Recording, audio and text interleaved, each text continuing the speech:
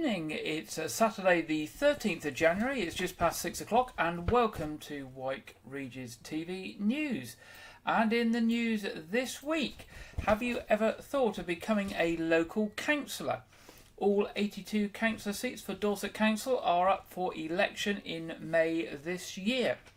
Dorset Council tell us that local councillors play a vital role in shaping local services and make a huge difference to the quality of life of local people and how local issues are dealt with. Many candidates stand as a member of a political party, but you do not need to be a member of a political party, and you do not need to be aligned to one of the existing political groups on the council in order to stand for election. A briefing for candidates and agents or anyone interested for the election on the 2nd of May will be held at 9:30 a.m. on Friday the 19th of January, that's this coming Friday, and repeated at 5:30 p.m. on Monday the 22nd of January. These briefings will cover key changes in the Elections Act 2022, the election timetable, qualifications for standing as a candidate and submission of nomination papers. Booking is essential if you'd like to attend.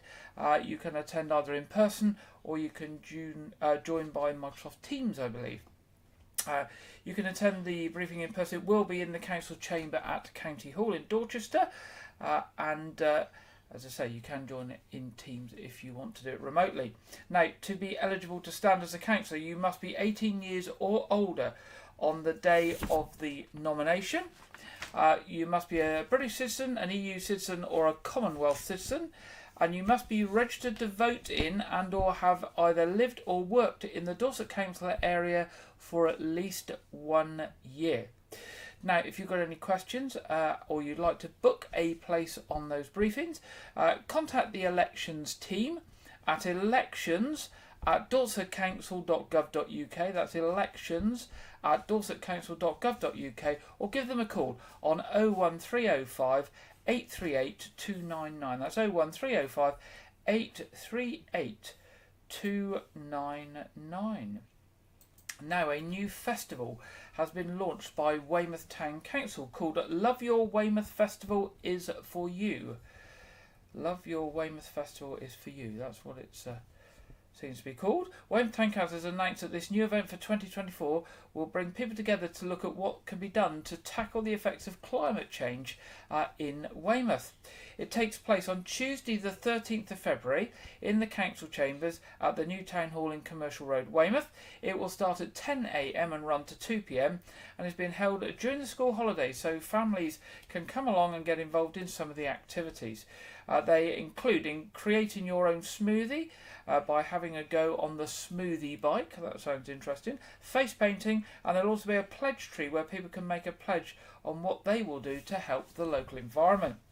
The festival aims to be inspired, learn, network and discover how we can all create positive and social environmental change by consuming products and services differently.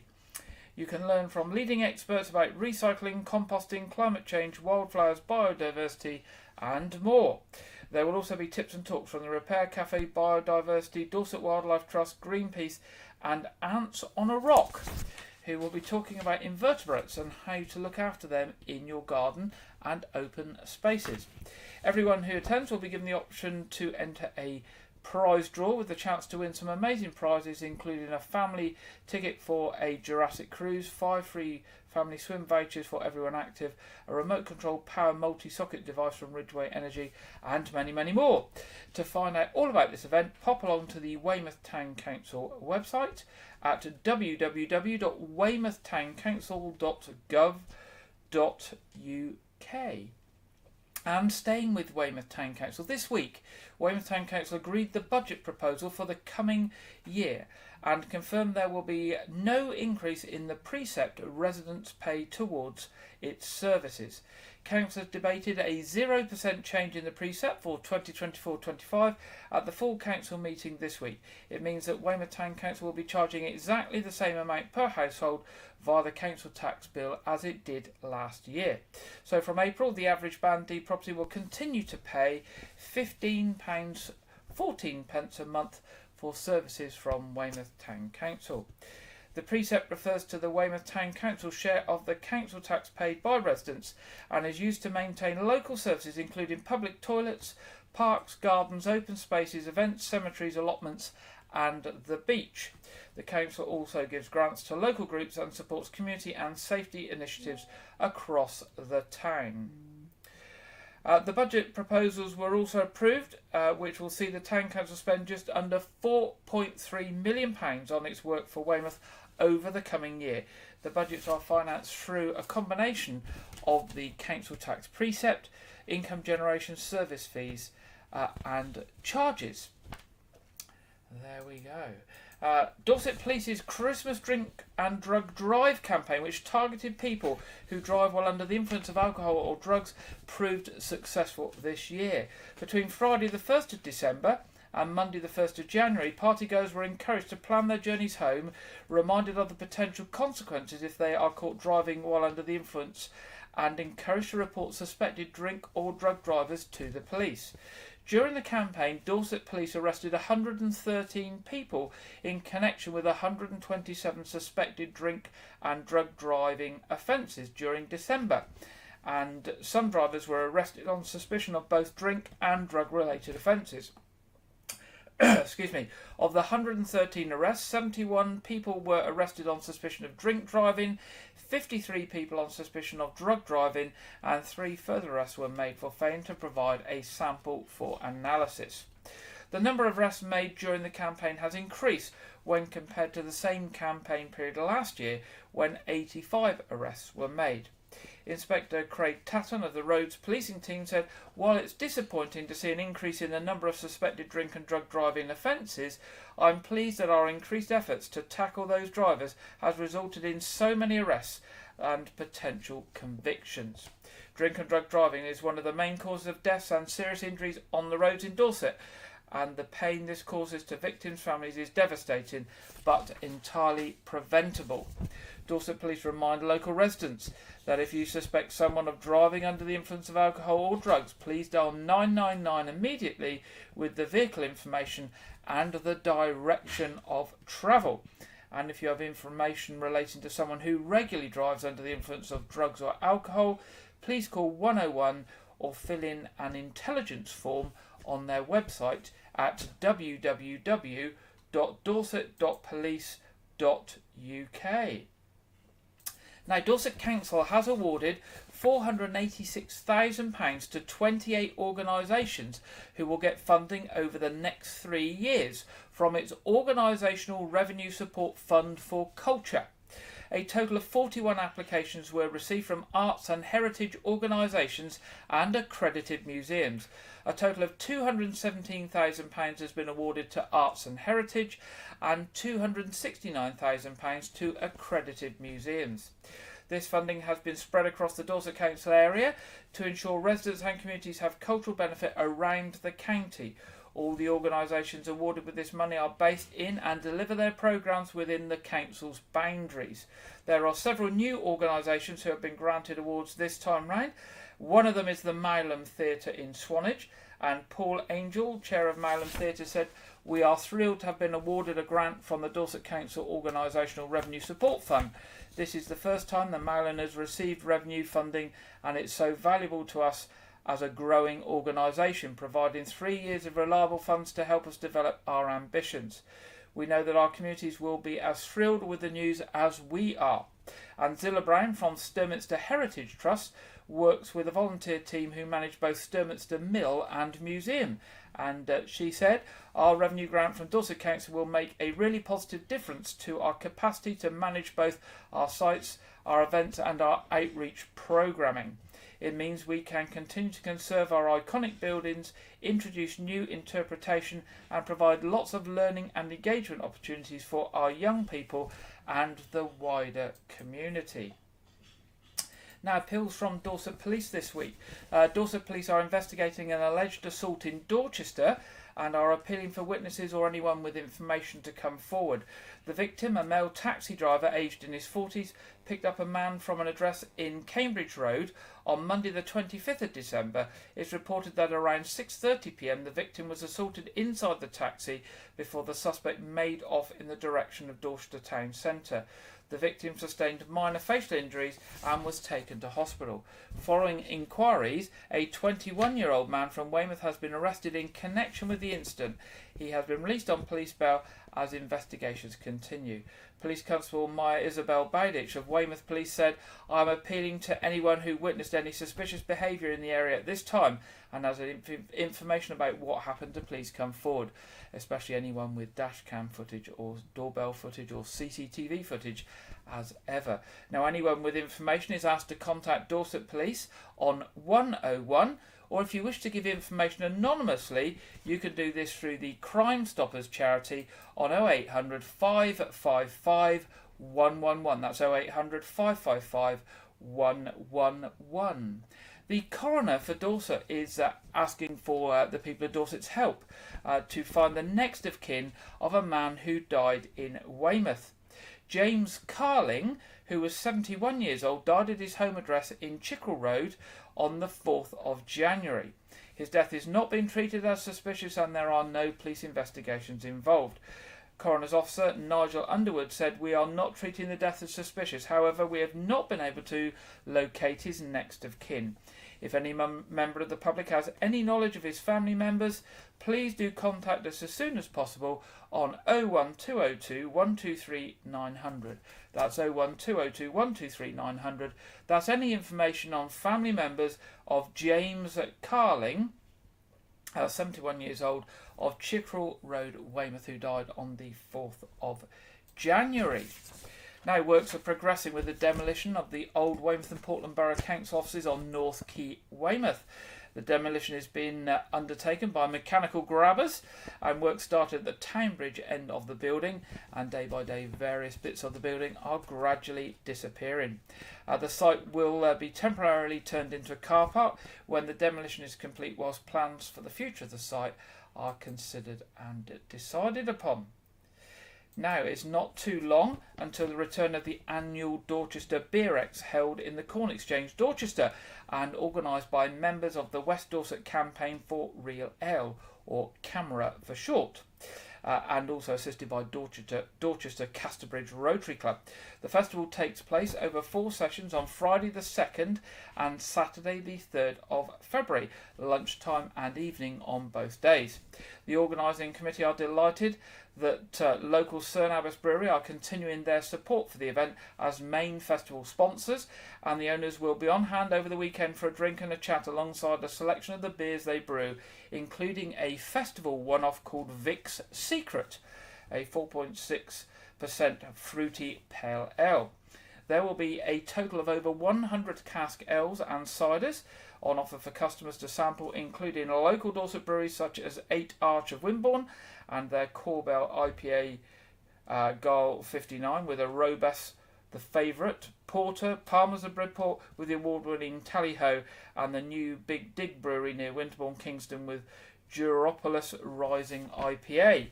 The festival, now in its 35th year, has so far raised funds for worthy causes in excess of £248,000, with this year's profits seeing a £250,000 barrier hopefully to be smashed. This year's primary charity being supported is Amelia's Rainbow, named after a Dorset girl, Amelia Grace Cooper, who sadly lost her life to cancer. Amelia's Rainbow supports children in Dorset and the surrounding area suffering from any terminal, life-limiting, serious or chronic illness.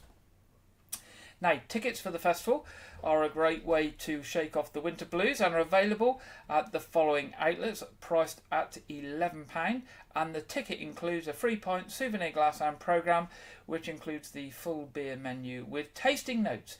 Now, the tickets are available at Convivial Rabbit, Tom Brown's and Copper Street Brewery Tap in Dorchester, the Brace of Butchers in Poundbury, the Globe Inn in Weymouth, or online at www.camrawdorset, as in Camera West Dorset, camrawdorset.org.uk.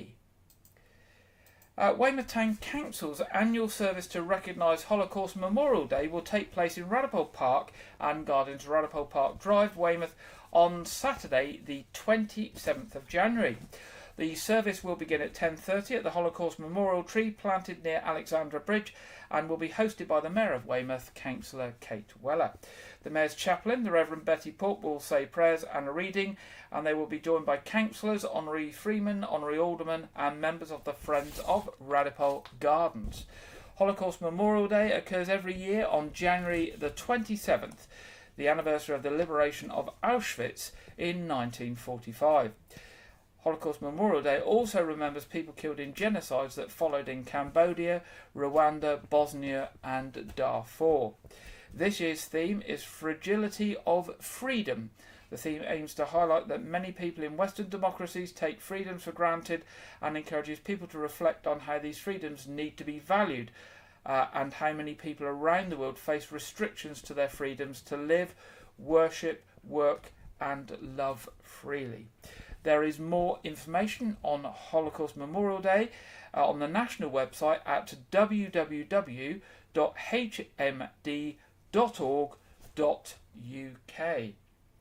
Now, a warning from Dorset County Hospital that there will be roadworks close to the hospital for the next month, and these are set to cause delays.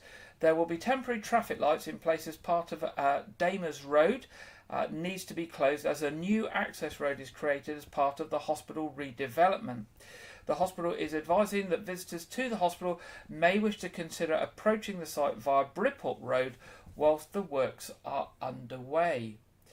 Now, the Weldmar Christmas Tree Recycling Scheme, which we told you about before Christmas, this year has raised £12,500 for Weldmar Hospice. Trees were collected in return for a donation of £10 and more than 1,250 trees were collected across Dorset. The trees were shredded and turned into biomass fuel. The scheme is provided with the help of Trinity Street Christmas Trees, who coordinate the collections and help to recruit the volunteers who run the scheme. So that's good news there for everybody who donated asked for the collection of their trees and donated £10 to get rid of them. Now, excuse me, Dorset and Wilts Fire and Rescue are asking, do we know what to do in the event of a fire?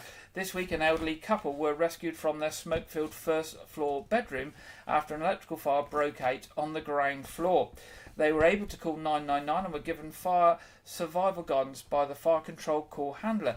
This included shutting themselves in their bedroom, blocking the gap below the door with a blanket and having wet towels to hold over their faces to protect them from the smoke. 4 fire crews attended the property, which was in Chesilbourne, from Dorchester and Blandford, and firefighters in breathing apparatus were able to fit the couple with fire escape hoods. This allowed them to be brought to safety through the house. Now, station manager Paul Webber said, despite what must have been a terrifying experience, this couple did everything they were told to by our control room. This kept them safe until they could be rescued. Fire escape hoods have only been in use for a few years, but they were a vital part of bringing these people to safety. Now, the Dorset and Wiltshire Fire and Rescue Service are urging people to think about what they would do in the event of a fire. And things to consider include having a bedtime routine, making sure internal doors are closed throughout the property. Make sure you always have a phone available, whatever level of your home you're in, especially if a mobile signal isn't very good. If it's safe to do so, get out, stay out and call 999. If it's not safe to leave, get everyone into a room away from the fire, ideally with a window that can open. Close the door, put something across the bottom of the door to keep the smoke out. And most importantly, make sure you have smoke alarms fitted on every level of your home. Test them regularly, as they can give you early warning in the event of a fire. Now, if you want more advice on bedtime routines and planning your escape in the event of a fire, you can go to the Dorset and Wilts Fire and Rescue website at www.dwfire.org.uk/safety-at-home. That's www.dwfire.org.uk/safety-at-home. Now, local water companies are reminding everyone to protect their homes and properties against the risk of leaks ahead of the cold snap that we are expecting. And this will help everyone save time, money, and lots of hassle. Temperatures across the region plummeted this week, and the Met Office is forecasting that it will get significantly colder in the week ahead. A sudden drop in temperature can result in water-related issues such as frozen pipes and leaks. Water expands by nearly 10% as it freezes and turns into ice, which stops the flow of water through pipes. This can cause even new pipes to split, often resulting in leaks and bursts causing flooding and damage. According to the Association of British Insurers, a burst pipe on average will cost £8,800 to fix and remedy the damage. Now, some great tips to help you get ready for the winter is wrap your pipes up and your water tanks up with lagging, especially those in unheated areas such as loft garages or gardens. Fix dripping taps. Even a small trickle can result in a frozen pipe. Find your inside stop tap, usually under the kitchen sink or where your pipe enters the property, and make sure you are able to turn it off. Leave the heating on low even if you are away or you go out. Check your central heating boiler has been serviced. Keep the contact details of a local reputable plumber to hand. Now, that's how to prevent your pipes freezing. If your pipes do freeze, if you don't have any water, check with neighbours if they still have water. Your pipes may be frozen. Check pipes for signs of a split. A leak or burst will not occur until the water has thawed. Turn off the supply using the internal stop tap. If the central heating and other water heating appliances are already on, keep them on. However, if they are currently turned off, do not be tempted to switch them on to thaw out the frozen pipes, as this could cause further damage. Drain the cold water system only by flushing the toilet and opening the cold taps over sinks and baths. If you don't find any damage, turn on all the taps and thaw the frozen pipes using a warm towel or hot water bottle wrapped in a towel. When the pipes have thawed and you're sure no damage or leak has occurred, turn off the taps and slowly switch the supply back on, and then recheck your pipes when they're under pressure to check they aren't leaking. Good advice there from the water companies. And finally, in the headlines tonight, nominations are now open for the Mayor's Community Awards of 2024. The Mayor of Weymouth, Councillor Kate Weller, is looking for unsung heroes to be nominated for a community award. If you know someone who goes the extra mile to help others in your community, you can nominate them today to be considered for an award from the Mayor. All you need to do is get in touch with your local councillor by the closing date, which is Friday the 2nd of February, and tell them who you would like to be nominated. They will do the rest for you. You can visit the council website to find contact details for your councillor and get nominating those people from within the community who are your local unsung heroes today. The recipients will be announced at a meeting of the Weymouth Town Council's full council on Wednesday the 20th of March. Councillor Kate Weller, who's the Mayor of Weymouth, said, "Since becoming Mayor last May, I have met many different people from all parts of Weymouth who are doing work tirelessly for their communities. And so I would like to recognise some of these people with a Mayor's Community Award. Please get your nominations in by the closing date of the 2nd of February. Good luck to everyone." And that's the end of the headlines tonight. It's now time in the programme where we go over to regular contributor Andrew Wright for this week's film review and preview. Welcome to Wyke Regis TV film review and preview. I'm Andrew Wright. This week, the 6th instalment in the Exorcist franchise, The Exorcist Believer, was released on home video. The film is a direct sequel to the 1973 cinematic favourite and revolves around a widowed photographer who is forced to confront a demon that has possessed his daughter and her best friend. The film stars Leslie Odom Jr., best known for his Oscar-nominated role in the film One Night in Miami, alongside Ellen Burstyn, who reprises her role from the 1973 Exorcist film. The film also comes from the same production team as the Halloween sequel trilogy. Now, this was my first time watching the film, and I had a lot riding on it, as I didn't enjoy the 1973 film. But I enjoyed this film so much more. Even though the pacing left a little to be desired, I was drawn in by the father-daughter drama of the film, as well as Leslie Odom Jr. and Ellen Burstyn's performances. I gave the film 3.5 stars out of 5. 2 sequels are in development, but they've been confirmed to have been delayed. Especially the second one, titled Deceiver, has been delayed from its 2025 release date due to the departure of director David Gordon Green. And this is believed to have been caused by the negative critical and audience reception to Believer. So, more updates on that as they come. This week, the new Marvel Studios Disney Plus miniseries Echo was released on Disney Plus under the banner Marvel Spotlight. The series stars Alaqua Cox as Maya Lopez, a deaf amputee Native American mobster. The series takes place after the events of Marvel Studios' Hawkeye and revolves around Maya fleeing to Oklahoma to avoid being pursued by Wilson Fisk's criminal empire, where she is forced to come to terms with her past and her heritage. The miniseries also features actors Charlie Cox and Vincent D'Onofrio reprising their roles from Netflix's Daredevil and other MCU projects like Hawkeye or She-Hulk, No Way Home. Now, I haven't had the opportunity to watch the series yet, but the series has accumulated about 72% positive reviews from both critics and audiences, which is surprising, as the reason it was released as a 5-episode binge watch was because the original 8-episode version was rumoured to be considered unreleasable by Kevin Feige and Marvel. All 5 episodes are now streaming on Disney Plus, and the show will lead into Marvel Studios' Daredevil Born Again, also starring Charlie Cox and Vincent D'Onofrio. Last Sunday, the 81st Golden Globes was hosted, celebrating the best in film and TV from 2023. Christopher Nolan's latest masterpiece, Oppenheimer, won Best Film Drama, whilst Emma Stone's new film, Poor Things, won Best Film Musical or Comedy. On the TV side, Brian Cox's HBO series Succession won Best Drama Series.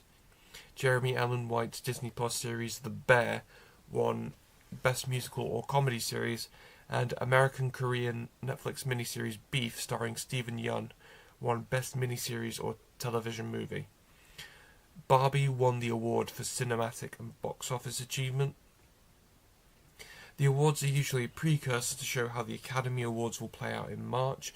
However, I'm usually more apprehensive about the awards ceremonies like the Oscars, because I feel that the films that are nominated and win don't reflect the film-watching tastes of the average viewer.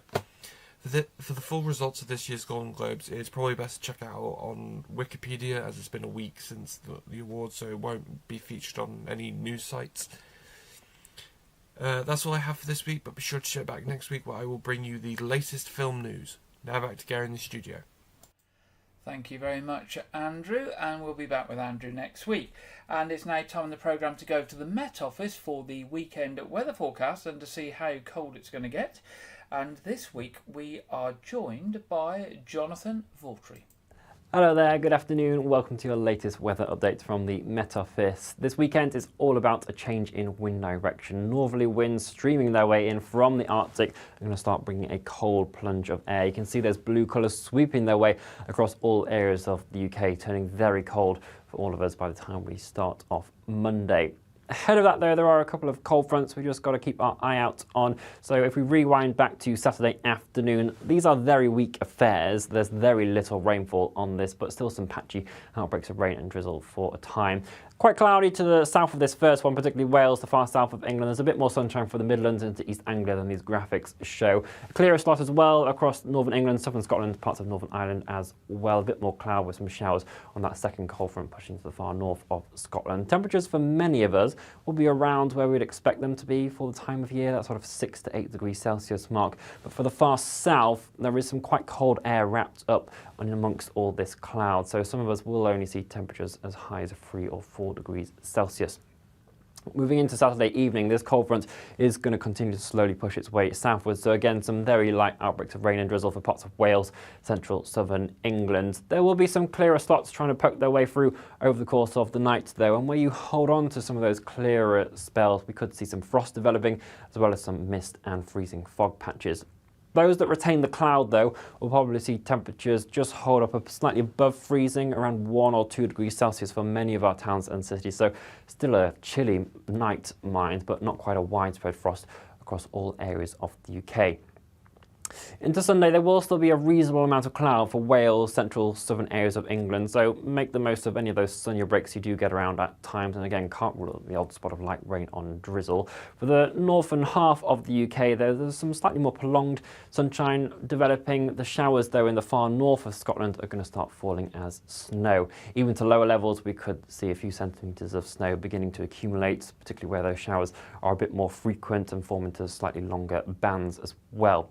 Combined with that, there are some very strong winds in the north and the east. We have an additional yellow wind warning in force for Shetland on Sunday with severe gales for a time. Could see wind gusts up to 75 miles per hour. So where you combine those strong winds with the snowfall, that leads the risk to drifting snow and some quite atrocious conditions over the course of the day. So do take care because some disruption is certainly possible here. Those very strong winds as well are going to make it feel very bitter. It's already a cold Arctic air mass, but in that chilly wind flow, it's going to be widely feeling below freezing. These are the feels-like temperatures on Sunday. Much of northern, northeastern Scotland seeing feels-like temperatures around -5 to -7 degrees Celsius, so certainly will need to be wrapping up warm. In terms of the temperatures on the thermometer, areas of Scotland will be more around 2-3 degrees Celsius. Further towards the south, just slightly milder, 5 to 8 degrees Celsius here. Heading up into the latter part of Sunday then, and that cold northerly airflow is going to continue to push its way southwards over the course of the rest of the UK, helping to push out a lot of this cloud as well. So many of us seeing more clearer skies developing. Underneath those clear skies, there are much more widespread frost developing into the overnight period, and some scraping of cars will be needed on Monday morning. So you can see that cold air is very much in place as we start off the new working week. We do just need to watch out for these smaller scale features, one that could push across Northern Ireland into southern Scotland, northern England on Tuesday, and a second frontal system trying to push its way into the far south of England on Wednesday as well. It's how those smaller scale features interact with the cold air that brings, again, the chance of some snow around at times for these regions. So whilst there's still some uncertainty on this, we could see a few flurries around at times over the course of that middle part of the week. We will, of course, keep you up to date on all of that, so make sure you are subscribed to the YouTube channel, and we'll give you all the latest, and our warnings will be updated as and when we have all the details for you. Otherwise, we'll see you again here very soon. Bye-bye. Thank you very much there, Jonathan. And as Jonathan said, Wednesday is or middle of the week is the time to watch out with that front coming up from the south and hitting the cold air to see if we get some flurries of snow. Here is our local forecast for the week ahead. As you can see, it's much cooler and drier with some sunny spells. So cold and fresh for the week ahead. So do dress up warm if you're going out. Put that warm coat on and the gloves and the hat on. Keep your head warm and all will be well. Moving to our What's On. Coming up at Weymouth Pavilion, we've got 19th of January Queen Rhapsody, 20th of January Rolling Stone Story, 21st of January Spirit of the Dance, and 26th of January Thank You for the Music and ABBA Tribute. As ever, more details of those and other programmes on at the Pavilion on weymouthpavilion.com, that's weymouthpavilion.com, or on the box office line 01305 783 225, that's 01305 783 225. Nothing much coming up at the Nothe Fort, that still remains closed until February sometime, but do pop along to their website to see what they've got coming up at www.nothefort.org.uk.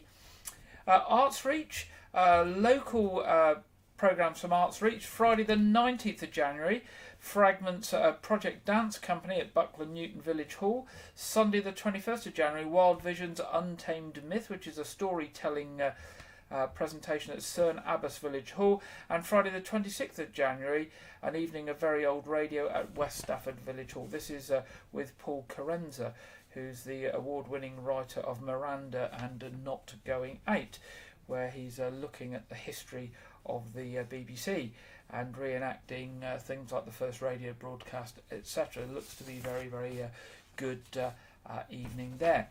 More information on those are on the Arts Reach website at www.artsreach.co.uk. Church services in Wyke Regis tomorrow, 8 o'clock communion at All Saints Church, 9:30 communion at All Saints Church, and 11 o'clock at St Edmund's Church, Weymouth.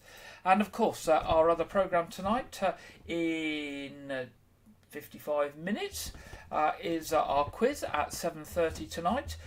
All are welcome. It's free. It's community focused and acceptable for all the family. If you like to join us, you will be very, very welcome. Doesn't matter if you're good at quizzes or not. Nobody really matters. And other than that, that brings us to the end of this week's programme. And just to remind you, if you've got any news stories or events for us, drop us a line at news@wykeregis.tv, news@wykeregis.tv. We would love to hear from you. Other than that, I will say good night, stay warm, and I look forward to being with you again 6 o'clock next Saturday evening. Good night.